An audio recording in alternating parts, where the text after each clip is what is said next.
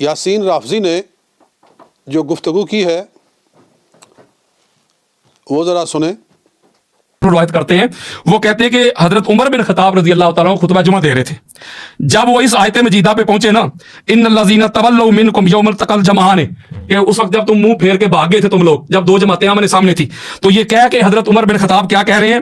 وہ کہتے ہیں کہ ففررت حتی صعدت الجبل، لوگوں میں بھی احد کے دن میں بھی بھاگ گیا تھا اور میں پہاڑ پہ چڑھ گیا. یہ صحیح بخاری کے حدیث دینے لگا ہوں.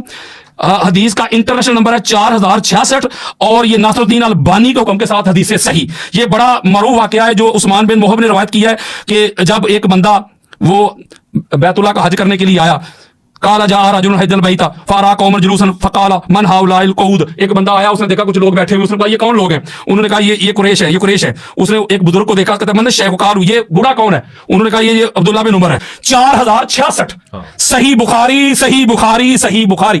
جب وہ بندہ حضرت عبداللہ بن عمر کے پاس پہنچا، اس نے آ کے پتا عبداللہ بن عمر سے سوال کیا پہلا سوال کیا اس نے کہا یہ جو گھر ہے نا خانہ کعبہ، اس کی حرمت کی قسم دے کے کہتا ہوں بات سچ کیجیے گا. ان کے پوچھو. وہ کہتے کیا کہتے اتعلم ان عثمان بن عفان فر یوم احد، آپ اس بات کی تصدیق کرتے ہیں کہ عثمان بن عفان غزوہ احد میں بھاگ گئے تھے؟ ترجمہ کیا کروں؟ نہیں آپ فراری کہتے ہیں تو فرار بھاگ نہیں ہوگا نا، بھاگ گئے تھے، تشریف لے گئے تھے، بھاگ گئے تھے، تشریف لے گئے تھے، بھاگ گئے تھے، تشریف لے گئے تھے. ہاں جی تشریف لے گئے. تشریف لکھا ہی نہیں، وہ تشریف کچھ دشمنوں کی طرف کی تھی، انہیں نہیں لکھا. میں قرآن میں بتاؤں گا. کس کو کہہ رہے ہیں یار یہ کیسا آدمی ہے یار؟ کس کو کہہ رہے ہیں یار یہ کیسا آدمی ہے یار؟ کس کو کہہ رہے ہیں یار یہ کیسا آدمی ہے یار؟ جمع کرتے ہیں تشویر کو دوبارہ کسے کہتے ہیں؟ دوبارہ چلو میں ادبی جملہ کہہ دیتا ہوں. جنگ سے جانے والے وہ برابر کیسے؟ برابر چھوڑے مولوی صاحب تو کہتے ہیں نہیں وہ علی سے افضل ہیں. جو قتال کر رہا ہے، جو جنگ کر رہا ہے، وہ بھی کھڑے ہیں، پاک سیدہ بھی کھڑی ہے مصیبت کی گھڑی میں، وہ افضل نہیں. اور جو نبی کو چھوڑ کے چلے، یہ سورہ آل عمران آیت نمبر 153 اللہ کہتا ہے اذ تسعدون فلا تلوون علی احد ورسول یدعوکم فی اخراکم، جو رسول تمہیں پیچھے سے پکار رہے تھے، ٹھیک ہے تم مڑ کے بھی نہیں دیکھ رہے تھے، ٹھیک ہے، تم مڑ کے نہیں دیکھ، اتنی تیزی کے ساتھ بھاگ رہے تھے، رسول پیچھے سے پکار رہے تھے. ٹھیک ہے، دی holy prophet Hazrat Muhammad peace be upon him was saying O my companion I am the messenger of the Almighty Allah. I am your prophet. Come back, come back. No response. They were running fast and fast. رسول پیچھے سے پکار رہے ہیں، واپس آ جاؤ واپس آ جاؤ. اب اس پہ فتویٰ کیا لگائیں گے؟ اللہ کے قرآن پہ گستاخی ہو گئی ہے، ان کی بے ادبی ہو گئی ہے. وہ خود تسلیم کر رہے ہیں. اما عائشہ صدیقہ کہتی ہیں کہ جب احد کے میدان میں صحابہ چلے گئے تھے حضور علیہ السلام کو چھوڑ کے، تو واپسی میں واپس آنے والے حضور کے پاس سب سے پہلے میرے بابا تھے. اس کے اندر وہ چند عبارتیں پیش کر رہا ہے کہ حضرت ابوبکر صدیق احد سے بھاگ گئے، حضرت عمر احد سے بھاگ گئے، جنگ احد میں حضور علیہ السلام کو چھوڑ کر بھاگ گئے. تو حضرت ابوبکر صدیق رضی اللہ تعالیٰ عنہ کے حوالے سے وہ کہتا ہے کہ جناب عائشہ صدیقہ رضی اللہ تعالیٰ عنہ آپ نے فرمایا ہے کہ جو لوگ بھاگے تھے ان میں سے سب سے پہلے جو شخص واپس آیا تھا وہ میرے والد گرامی حضرت ابوبکر صدیق تھے. تو مطلب ہے کہ بھاگ تو گئے تھے نا، ٹھیک ہے، سب سے پہلے واپس آ گئے. یہ ایک گھٹیا الزام ہے، جھوٹا الزام ہے. اور شیعہ تو کہتے ہی ہیں، مگر ہمیں زیادہ تکلیف ان لوگوں کی ہوتی ہے جو اپنے آپ کو سنی کہلاتے ہیں، سنی نہیں ہیں. شیعوں کے ہم نوا ہیں، شیعوں کے ہم نوالا و ہم پیالہ ہیں، شیعوں کی بی ٹیم ہیں، شیعوں کے لیے کام کرتے ہیں، شیعوں کا کام آسان کرتے ہیں، شیعت کے لیے راستے کھولتے ہیں صحابہ کرام کی گستاخی اور بے ادبی کے مسلمانوں کے دلوں کے اندر، اور لیبل اپنے اوپر سنیت کا لگایا ہوا ہے. تو یہ زیادہ خطرناک لوگ ہیں. حالانکہ یہ جھوٹا الزام ہے. میں اس سے پہلے جو کلپ بنا چکا ہوں وہ آپ نے دیکھی ہوگی، سنی ہوگی کہ کتنے حوالہ جات سے میں نے ثابت کیا ہے کہ حضرت ابوبکر صدیق اور حضرت عمر فاروق رضی اللہ تعالیٰ عنہما کتب شیعہ کے مطابق، کتب اہل سنت کے مطابق حضور صلی اللہ علیہ وسلم کے ساتھ ڈٹ کر جم کر کھڑے تھے، کہیں نہیں گئے. لیکن چند جھوٹی روایات کو لے کر ان لوگوں کا کام ہے کہ کیچڑ اچھالنا خلفائے راشدین پر، حضور علیہ السلام کے قریبی ساتھیوں کے اوپر. اور مجھے یاد پڑتا ہے کہ آج سے غالباً سال ڈیڑھ سال پہلے پیر عبد القادر شاہ صاحب لندن والے، انہوں نے بھی یہ عبارت پیش کی تھی اور اس وقت بھی بڑا اضطراب پیدا ہوا تھا، اور آج یاسین رافضی نے بھی اس کو دہرایا ہے۔ جی تو میں ذرا اس کا بھی آپ کے سامنے حال پیش کر دوں کہ اس حوالے کی کیا حقیقت ہے۔ جناب حوالہ دیتے ہیں فضائل الصحابہ کا، جناب امام احمد بن حنبل رضی اللہ تعالی عنہ کی یہ لکھی ہوئی کتاب ہے فضائل الصحابہ، اس کی جلد نمبر پہلی ہے، یہ میرے ہاتھ میں، اور اس کا صفحہ نمبر 262 ہے، 262۔ ہاں، حدیث کے الفاظ یہ ہیں، روایت کے الفاظ یہ ہیں کہ ساری سند ہے پیچھے، اور آخر میں جا کر ان عائشہ تھا، جناب ام المؤمنین عائشہ صدیقہ رضی اللہ تعالی عنہا قالت، فرماتی ہیں اخبرنی ابی، میرے والد نے مجھے بتایا، کنت فی اول من فاء یوم احد، میں ان لوگوں میں تھا جو سب سے پہلے واپس آئے تھے احد والے دن، فرأیت رجلا مع رسول اللہ صلی اللہ علیہ وسلم یقاتل دونہ، میں نے دیکھا کہ ایک آدمی نبی اکرم صلی اللہ علیہ وآلہ وسلم کے سامنے کھڑے ہو کر قتال کر رہا تھا کفار سے۔ یہ روایت ہے، اس کو پیش کرتے ہیں، ذرا اس کے نیچے دیکھ لو، اسی صفحے پر جس پیج سے حوالہ دیا گیا ہے، اسی پیج پر نیچے کیا لکھا ہوا ہے؟ اسنادہ ضعیف جدا، اس کی سند بہت ہی ضعیف ہے، یعنی قطعی طور پر ناقابل استدلال اور ناقابل حجت ہے۔ ایک تو فرماتے ہیں لأجل اسحاق بن یحییٰ بن طلحہ، اس میں اسحاق بن یحییٰ بن طلحہ ہے، فإنہ متروک، وہ متروک ہے۔ یحییٰ بن سعید فرماتے ہیں کہ لا شیء، یہ کچھ بھی نہیں ہے۔ ابن مدینی نے کہا نحن لا نروی عنہ شیئا، ہم تو اس سے کوئی شیء نہیں روایت کرتے۔ ترکہ احمد، امام احمد نے اس کو چھوڑ دیا، والنسائی، اور امام نسائی نے، اور امام ابو زرع نے کہا واہی الحدیث، حدیث میں یہ بالکل وحی تباہی ہے۔ امام بخاری نے کہا کہ تکلمون فی حفظہ، لوگوں کو اس کے حفظ پر اعتراض ہے۔ قال ابن معین لیس بشیء، ابن معین نے کہا یہ کوئی شے نہیں ہے، لا یکتب حدیثہ، اس کی حدیث نہ لکھی جائے۔ جی تو وضعف ایضا الساجی و ابو داود و الدارقطنی والعقیلی وغیرہم، ان تمام محدثین نے اس کو ضعیف قرار دیا ہے۔ پھر اس کے بعد اسی روایت کی سند میں یعمر بن بشر بھی ہے،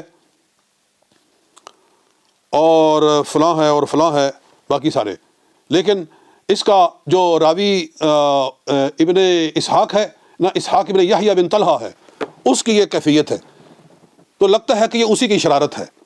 یہ جو جھوٹی روایت بنائی ہے اسی شخص نے بنائی ہے، جس کی روایت کو محدثین لینے کے لیے تیار نہیں ہے، اور یہ نہایت ہی ضعیف اور ناقابل حجت اور ناقابل استدلال روایت ہے۔ تو پھر شرم آنی چاہیے، حیا آنی چاہیے، صحابہ کرام کے اوپر اس طرح کی روایتوں کو لے کر منہ کھولنا، زبان درازی کرنا شرم نہیں آتی ہے؟ کس منہ سے اپنے آپ کو سنی کہتے ہو؟ اور پھر جناب صدیق اکبر رضی اللہ تعالیٰ عنہ احد میں حضور صلی اللہ علیہ وآلہ وسلم کے ساتھ کھڑے ہیں، حضور کی تیمارداری کر رہے ہیں۔ جب سرکار زخمی ہوتے ہیں تو وہ حضور صلی اللہ علیہ وآلہ وسلم کے زخم کو جو ہے درست کرنے اور مندمل کرنے کی کوشش کرتے ہیں۔ ذرا یہ باتیں بھی لوگوں کو پڑھ کے سنایا کرو۔ میں چند باتیں آپ کے سامنے رکھتا ہوں۔ امام واقدی کی مغازی ہے میرے ہاتھ میں، یہ کتاب المغازی ہے امام واقدی کی، پہلی جلد، صفحہ نمبر 219، کہ جناب ام المؤمنین عائشہ صدیقہ رضی اللہ عنہ فرماتی ہیں میں نے اپنے والد گرامی ابو بکر صدیق رضی اللہ تعالیٰ عنہ سے سنا، آپ فرماتے تھے کہ احد والے دن نبی اکرم علیہ الصلوۃ والسلام کے چہرے کے اوپر زخم آیا، اور آپ کے خود جو آپ نے پہنا ہوا تھا اس کے کڑے آپ کے گال مبارک کے اندر داخل ہو گئے۔ جی تو میں آیا، نبی اکرم علیہ الصلوۃ والسلام کی طرف دوڑتا ہوا آیا، اور ایک اور آدمی آیا جو کہ پرندوں کی طرح اڑتا ہوا آیا۔ میں نے کہا کاش کہ یہ طلحہ بن عبید اللہ ہو، لیکن وہ ابو عبیدہ بن جراح تھے رضی اللہ تعالیٰ عنہ. فبدرنی، وہ میرے سے پہلے حضور علیہ الصلوۃ والسلام کے پاس پہنچ گیا، کہنے لگا کہ اے ابا بکر، اللہ کی قسم دیتا ہوں کہ یہ کڑے حضور علیہ الصلوۃ والسلام کی گال مبارک سے مجھے نکالنے دو، یعنی آپ آگے نہ بڑھیں بلکہ یہ خدمت کا موقع مجھے دیں. فانزعه عن وجه رسول اللہ صلی اللہ علیہ وسلم، میں اس کو حضور علیہ السلام کے چہرے سے نکالتا ہوں. ابو بکر کہتے ہیں فترکتہ، میں نے اس کو اجازت دے دی، یعنی میں چاہتا تو میں نکالتا، لیکن میں نے پھر ابو عبیدہ بن جراح کو اجازت دی. تو رسول پاک صلی اللہ علیہ وآلہ وسلم نے فرمایا کہ اپنے ساتھیوں کا بھی خیال رکھو، یعنی طلحہ بن عبید اللہ کا.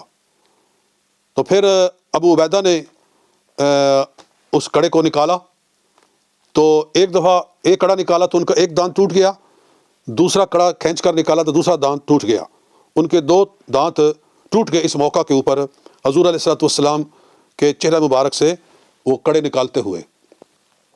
جی تو دیکھیے جناب ابو بکر صدیق تو حضور علیہ الصلوۃ والسلام کی خدمت میں مصروف ہیں، اور تم کہتے ہو کہ بھاگے.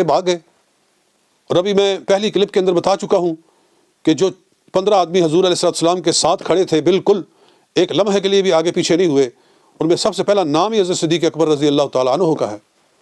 جی تو عجیب ہے. اور واقعی نہیں، 253 صفحے کے اوپر یہ بھی لکھا ہے کہ حضور علیہ السلام نے حضرت صدیق اکبر کو کہا کہ جو لوگ بھاگ رہے ہیں ان کو واپس بلانے کے لیے پکارو. جی یہ صفحہ نمبر 253. ہاں کہتے ہیں کہ انہ لما طلع فی النفر الذین ثبتوا معہ الاربعۃ عشرہ،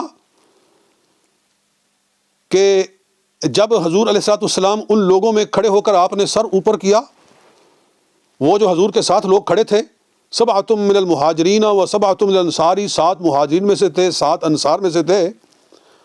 فجعلوا یولون فی الجبل، تو باقی لوگ تو پہاڑ کی طرف چڑھ رہے تھے. جعل رسول اللہ صلی اللہ علیہ وسلم یتبسم الی ابی بکر، اس وقت حضور صلی اللہ علیہ وسلم جناب صدیق اکبر کی طرف دیکھ کر مسکرا رہے تھے. یعنی جس وقت کچھ لوگوں کا معاملہ یہ ہوا کہ وہ نہ کھڑے رہ سکے اور وہ بھاگے، تو جو 14 آدمی حضور صلی اللہ علیہ وسلم کے ساتھ کھڑے تھے ان میں صدیق اکبر تھے، اور رسول پاک صلی اللہ علیہ وسلم ان کو دیکھ کر مسکرا رہے تھے. فجعل ابو بکر یلیح ویقول له، حضور صلی اللہ علیہ وسلم ان سے فرمانے لگے، وہو الی جنبہ، اور وہ حضور کے پہلو میں کھڑے تھے جناب صدیق اکبر، اور آقا ان سے فرما رہے تھے الح الیہم، جی ان کو پکارو کہ واپس آؤ.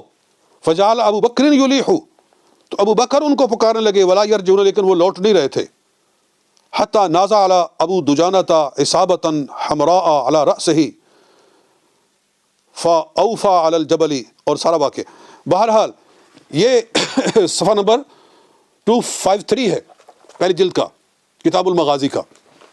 اس سے بھی واضح ہو گیا کہ جناب صدیق اکبر رضی اللہ عنہ حضور کے پہلو میں کھڑے تھے، اور حضور ان سے کہہ رہے تھے کہ جو لوگ بھاگے ہیں ان کو پکارو، ان کو واپس بلاؤ. تو پکار ابو بکر صدیق رہے تھے. قرآن تو کہتا نا والرسول یدعوکم، رسول تمہیں پکار رہے تھے.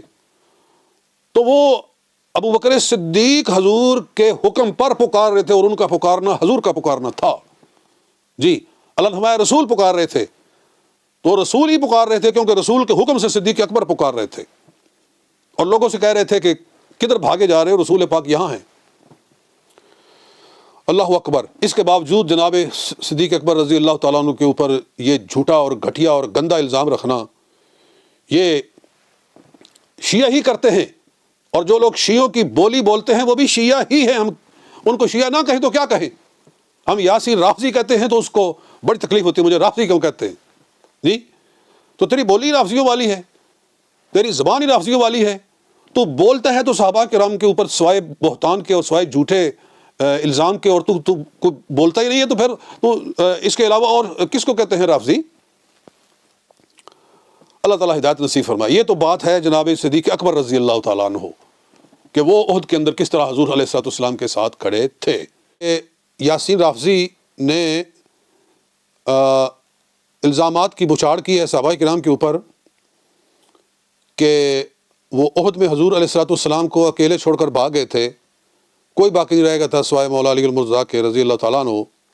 اس پر ہم گفتگو کر چکے ہیں, اس پہلی کلپس کے اندر جناب صدیق اکبر کے حوالے سے گفتگو ہو چکی ہے کہ ان کے بارے میں ایک جھوٹی روایت پیش کی کہ وہ بھاگے تھے, اس کا ہم نے جواب دے دیا. تو اب جناب سیدنا عمر فاروق رضی اللہ تعالیٰ عنہ کے بارے میں جو جھوٹ یاسین رافضی نے گھڑا اور شیعہ لوگ گھڑتے ہیں, ذرا میں اس پر بھی بات کرنا چاہتا ہوں کہ وہ ایک حوالہ پیش کر رہا ہے کہ حضرت عمر فاروق رضی اللہ تعالیٰ عنہ بھاگ گئے عہد کے اندر اور جناب پھر وہ پہاڑ پہ چڑھ گئے اور یہ ہے اور وہ ہے. میں کہتا ہوں کہ خدا کا خوف کرو, کوئی شرم اور کوئی حیا بھی جو ہے وہ ہونی چاہیے. عہد کے اندر جو واقعات ہوئے ہیں وہ کس کو پتہ نہیں ہے کہ جب عہد کا ختم ہوا ہے جنگ کا ماحول, تو اس وقت نبی اکرم علیہ الصلوۃ والسلام نے ابو سفیان کو جواب دیا تھا. ابو سفیان ایک جگہ کھڑے ہو کر کہہ رہا تھا کہ لنا العزا ولا عزا لکم, ہمارا عزا ہے تمہارا عزا کوئی نہیں. اور پھر اس نے کہا کہ کیا محمد صلی اللہ علیہ وسلم موجود ہے؟ تو حضور نے فرمایا کہ چپ رہو. تو پھر اس نے کہا کہ ابو بکر موجود ہے؟ تو آپ نے فرمایا کہ رہنے دو. پھر اس نے کہا کہ عمر ہے؟ تو نبی اکرم صلی اللہ علیہ وسلم کا اشارہ ہوا کہ نہ بولو. جب کوئی نہ بولا تو ابو سفیان نے کہا, جو کہ بعد میں اسلام لے آئے تھے لیکن اس وقت وہ کفار کے کمانڈر ان چیف تھے, تو ابو سفیان نے کہا کہ ان تین کا میں نے نام لیا, کوئی جواب نہیں آیا, تو یہ تو ختم ہو چکے ہیں. اس وقت حضرت فاروق اعظم رضی اللہ تعالیٰ عنہ کے ہاتھ سے پیمانہ صبر چھوٹ گیا اور انہوں نے کھڑے ہو کر کہا, او خدا کے دشمن, میرے آقا مولا صلی اللہ علیہ وسلم بھی موجود ہیں, ابو بکر بھی موجود ہے اور میں بھی موجود ہوں. تو پھر وہ ٹھٹرا کہ اچھا یہ سارے موجود ہیں. یہ سارے واقعات آپ سیرت کی کوئی کتاب اٹھا کر دیکھ لیں, سب نے لکھا ہے. مدارج النبوت اٹھا کر دیکھ لیں جی, سبل الہدیٰ والرشاد اٹھا کر دیکھ لیں, اور آپ سیرت حلویہ پڑھ لیں جی, اور اسی طرح سیرت ابن ہشام پڑھ لیں. کون سی وہ سیرت کی کتاب ہے کہ جس میں یہ واقعہ نہیں لکھا ہوا کہ غزوہ احد کے اختتام پر یہ کنورسیشن ہوئی تھی, یہ گفتگو ہوئی تھی. تو پھر کس منہ سے لوگ کہتے ہیں کہ حضرت فاروق اعظم رضی اللہ تعالیٰ عنہ بھاگ گئے, حضرت عمر فاروق میدان احد سے بھاگ گئے؟ وہ موجود ہیں, حضور علیہ السلام کے ساتھ کھڑے ہیں. اور ابھی پہلی کلپس کے اندر میں سارے حوالے دے چکا ہوں کہ 15 آدمی جو حضور کے ساتھ جم کر کھڑے تھے, ان میں دوسرا نمبر ہی حضرت فاروق اعظم رضی اللہ تعالیٰ عنہ کا, پہلا صدیق اکبر ہے, دوسرا عمر فاروق ہے. تو پتہ نہیں کیسے لوگ اس طرح کی باتیں کرتے ہیں. کہ ابو سفیان ایک پہاڑی پہ چڑھا اور اس نے کہا, اولو حبل, یعنی اے حبل. حبل ان کا ایک جھوٹا خدا تھا, اس کی جے ہو. فقال رسول اللہ صلی اللہ علیہ وسلم قم یا عمر فاجبہ. حضرت عمر نے رسول پاک صلی اللہ علیہ وسلم نے حضرت عمر سے کہا کہ اٹھو, اٹھ کر جواب دو, اے عمر اٹھو اس کو جواب دو. فقل اللہ اعلی و اجل, کہ اللہ بلند ہے اور اللہ شان والا ہے. لا سوا, برابری نہیں ہے, قتلانا فی الجنت و قتلاکم فی النار, ہمارے شہداء جنت میں پہنچے ہیں اور تمہارے مقتولین دوزخ میں پہنچے ہیں. یہ حضور علیہ الصلوۃ والسلام نے حضرت عمر کو کہا کہ ابو سفیان کو کھڑے ہو کر جواب دو. یہ احد کے آخر میں, احد کے میدان کے واقعات کے اختتام پر. تو یہ واقعات صاف طور پر بتا رہے ہیں کہ حضرت عمر فاروق رضی اللہ تعالیٰ عنہ حضور کے ساتھ ہیں, اور نبی اکرم علیہ السلام ان کی جو ہے ڈیوٹیاں لگا رہے ہیں اور ان سے جو ہے وہ کام لے رہے ہیں۔ اور اسی طرح ایک اور بھی چیز ہے کہ سیرت حلبیہ کا صفحہ نمبر 323 بھی ہے، پیچھے ذرا کہتے ہیں بینا رسول اللہ صلی اللہ علیہ وسلم فی الشعب مع اولئک النفر من اصحابہ، جب حضور علیہ الصلوۃ والسلام احد میں اپنے چند ساتھیوں کے ساتھ ایک گھاٹی کے اندر پہنچے، اذ علت طائفۃ من قریش الجبل، تو کفار کا ایک گروہ، قریش مکہ کا ایک گروہ اس پہاڑ کی چوٹی پہ چڑھ گیا جس کی ایک گھاٹی میں حضور علیہ السلام اپنے صحابہ کرام کے ساتھ تھے احد کے اندر۔ ان کے ساتھ خالد بن ولید بھی تھے، وہ کفار کا جو لشکر تھا۔ تو رسول اکرم صلی اللہ علیہ وسلم نے فرمایا اللہم انہم لا ینبغی لہم ان یعلونا، اے اللہ ان کا حق نہیں ہے کہ یہ ہمارے اوپر کھڑے ہوں، یعنی ہم نیچے گھاٹی میں ہیں اور یہ پہاڑ کی چوٹی پر ہیں کفار۔ اللہم لا قوت لنا الا بکا، اے مولا، اے پروردگار، ہم کوئی قوت نہیں رکھتے ان کے مقابلے میں سوائے تیری مدد کے۔ فقاتلہم عمر بن الخطاب وجماعۃ من المہاجرین، تو پھر حضرت عمر فاروق نکلے اور مہاجرین کی ایک جماعت نکلی اور ان کے ساتھ لڑائی کی۔ حتیٰ اہبطوا من الجبل، حتیٰ کہ ان لوگوں کو پہاڑ سے نیچے اترنے پر مجبور کر دیا ان لوگوں نے۔ اور پھر اللہ تعالیٰ کا یہ قول نازل ہوا وَلَا تَهِنُوا وَلَا تَحْزَنُوا وَأَنْتُمُ الْأَعْلَوْنَ إِن كُنتُم مُؤْمِنِينَ۔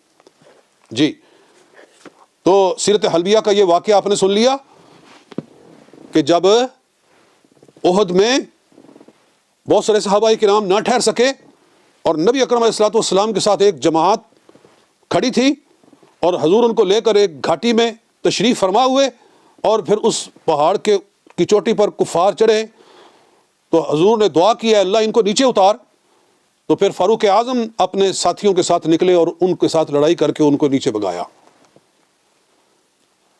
تو یہ بھی تو لوگوں کو سناؤ نا، یہ سارا کچھ یہ سیرت کے اندر موجود ہے، فاروق اعظم رضی اللہ تعالیٰ عنہ کا یہ کردار۔ تو تمہیں صرف اعتراض والی باتیں ہی نظر آتی ہیں، ان کا کردار، ان کی لڑائی اور ان کا جہاد اور ثابت قدمی حضور علیہ السلام کے ساتھ وہ تمہیں پسند نہیں ہے نا، تو پھر کس منہ سے اپنے آپ کی سنی کہتے ہو؟ شرم آنی چاہیے۔ اللہ تعالیٰ ہدایت عطا فرمائے۔ جی اور میں ایک بات کہنا چاہتا ہوں الزامی طور پر کہ جنگوں کے اندر ایسا ہوتا رہتا ہے کہ سارا لشکر ایک جگہ اکٹھا نہیں رہتا، ہر وقت کبھی بکھر جاتے ہیں، کبھی اکٹھے ہو جاتے ہیں۔ جنگ جو ہوتی ہے کبھی ادھر سے حملہ ہوا، کبھی ادھر سے حملہ ہوا، کبھی لوگ ادھر متوجہ ہوئے، کبھی لوگ ادھر متوجہ ہوئے۔ اگر کوئی ایسا موقع آ بھی گیا تھا، جی مان لو کہ کوئی ایسا موقع آیا کہ کوئی صحابی حضور کے ساتھ نہیں کھڑا رہا، تو یہ تم نے کہاں ثابت کر لیا کہ حضرت علی بالکل ایک لمحے کے لیے بھی آگے پیچھے نہیں ہوئے۔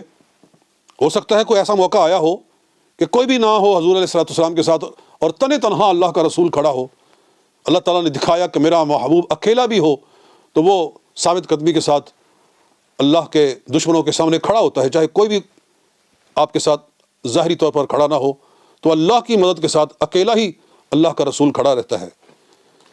یہ ایک حوالہ ہے میرے پاس، میں صرف الزامی طور پر اس کو پیش کرتا ہوں۔ یہ میرے پاس یہ مسند ابی یعلا ہے، مسند ابی یعلا حدیث کی معتبر کتاب ہے، اس کا صفحہ نمبر 140 ہے اور حدیث نمبر ہے 546 546۔ جناب علی رضی اللہ تعالیٰ فرماتے ہیں لمن جل الناس عن رسول اللہ صلی اللہ علیہ وسلم یوم احد، لمن جل الناس یہ منصوب لکھا ہوا ہے لیکن یہ مرفوع ہونا چاہیے کہ جب رسول پاک صلی اللہ علیہ وآلہ وسلم سے لوگ دائیں بائیں ہو گئے احد والے دن، نظرت فی القتلى، تو میں نے حضور علیہ الصلوۃ والسلام کو مقتولین میں تلاش کیا کہ کہیں حضور علیہ الصلوۃ والسلام شہید تو نہیں ہو گئے، خدا نخواستہ۔ تو جو لوگ شہید پڑے تھے میں نے ان میں حضور صلی اللہ علیہ وسلم کو دیکھا، فلم ارى رسول اللہ صلی اللہ علیہ وسلم، میں نے وہاں حضور کو نہ پایا مقتولین کے اندر، شہداء کے اندر۔ فقلت واللہ ما کان لی فرا، آقا علیہ الصلوۃ والسلام میدان چھوڑ کر جا تو نہیں سکتے، جی تو ایسا نہیں ہو سکتا۔ وما اراہ فی القتلى، لیکن شہداء میں تو مجھے نظر نہیں آ رہے۔ ولیکن اللہ غضب علینا، میرا خیال ہے کہ اللہ تعالیٰ ہم پر غضبناک ہوا ہے، بما صنعنا، جو ہم نے کیا ہے، یعنی تتر بتر ہوئے لوگ، اس وجہ سے اللہ تعالیٰ ناراض ہوا ہے. فرفع نبیہ، اللہ نے اپنے نبی کو اٹھا لیا ہے. فما فی خیر من ان اقاتل حتی اقتل، تو بس پھر حال یہی ہے کہ میں اللہ کی راہ میں لڑتے ہوئے اپنی جان قربان کر دوں.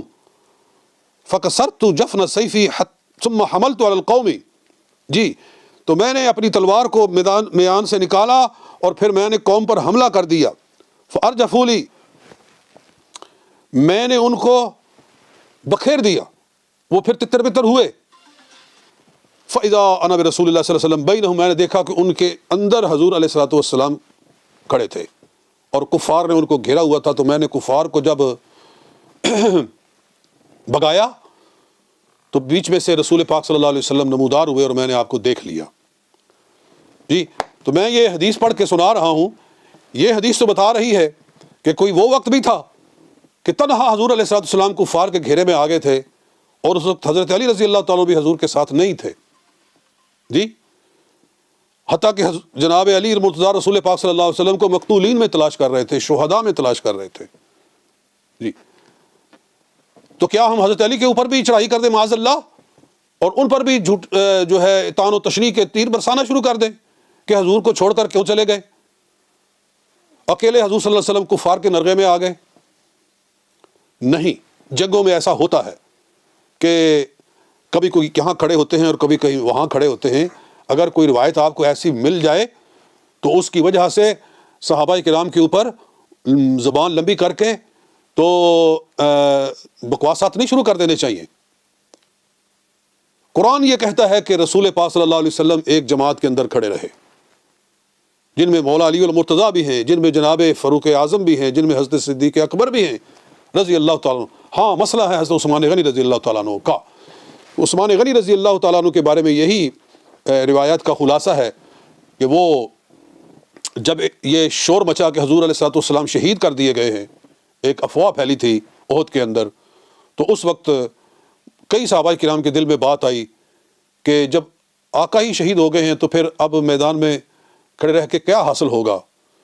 تو وہ لوگ پھر میدان جنگ سے سائڈ پہ ہو گئے. لیکن جب جنگ ختم ہوئی تو پھر وہ بھی سارے واپس آئے. حضرت عثمان غنی بھی واپس آئے، نبی کرم علیہ السلام کے پاس آئے اور کہا کہ میں اس پر جو ہے معذرت کرتا ہوں. پھر قرآن نازل ہوا اور اللہ تعالیٰ نے ان کی معافی کا اعلان فرمایا. وہ ایک اپنی جگہ پر سارے واقعات ہیں.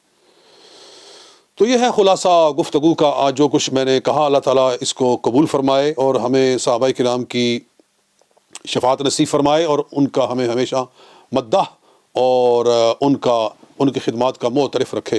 والسلام علیکم.